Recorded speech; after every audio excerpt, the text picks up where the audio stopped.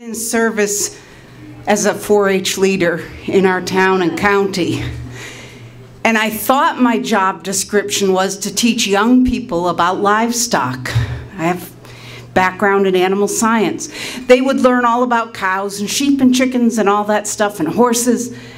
But after 33 years, in retrospect, when I look back at all my kids, some of them have more gray hair than I found out the lesson that I've been teaching all these years is community service and serving our town, our county, and our state.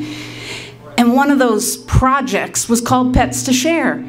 It was a brainchild of a cold day, and I thought, you know, all those citizens that live in the senior housing, some of them came off of farms and they never see animals anymore. They've lost contact with that thing that had been so important in their life. And so we started bringing animals in every week, the kids and the animals. It was multi-generational, it was working, and we won a National Service Award. And the newspaper was coming out to do a story on it. And we were all excited. I had all the kids ready to go. Now my own children were 1, 3, and 5. I got them all dressed, ready to go. I had a teenager at the house to help me pack up the car. And the kids, and I put the baby on the hip. Now, I didn't even carry a pocketbook in those days because you can't hold on to 3 children with 2 hands. I put a wallet in one pocket and a diaper and a bottle in the other, and we're good to go.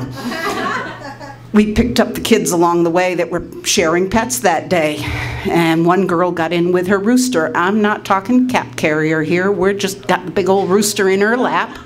And her sister got in with a great big white Pekin duck, and they began to argue. Not the children, just the animals. The next kid that got in had a Flemish giant rabbit. This is like the biggest rabbit you've ever seen. I have an 8-passenger wagon, and whatever the 2 were doing in the 3rd seat facing rear was making the car that passed me give me a very dirty look. The baby was missing her nap and screaming by now, and the rooster and the duck were really going at it in the back seat. And I'm running late because the baby had leaked a diaper down my leg. I changed real quick, and now we're behind schedule, and I hate being late. And when you do 4-H with animals and kids, you're always late. And so we're racing to the senior housing.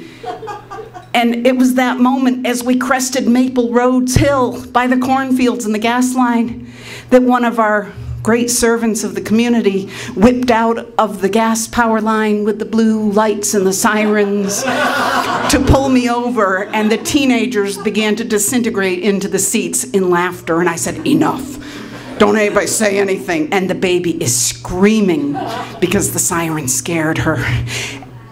And the officer, crisply starched uniform, walks up to the car door and she looks in.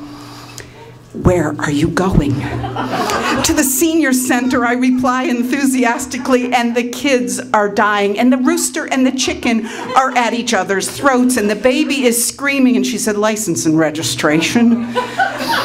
And I went for the wallet, which was in the pants in the middle of the bedroom floor with the diaper leak. And I said, I don't have any identification. She goes, are these all your children? And I go, no, do you think I'm crazy?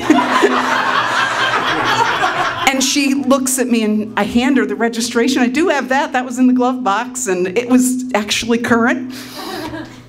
And she said, what are you going to the seniors for? I said, it's Pets to Share Day. We won an award. The newspaper's going to meet us there. We raced.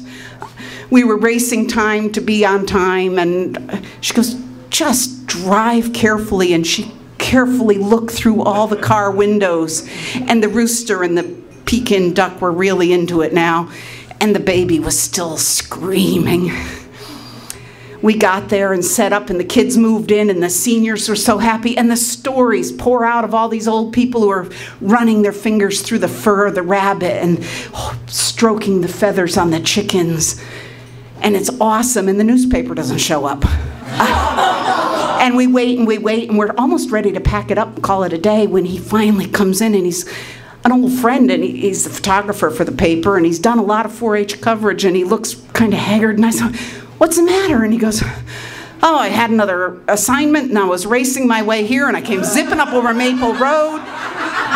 He got my ticket that day, and I turned to those kids, and I said, don't you say a word.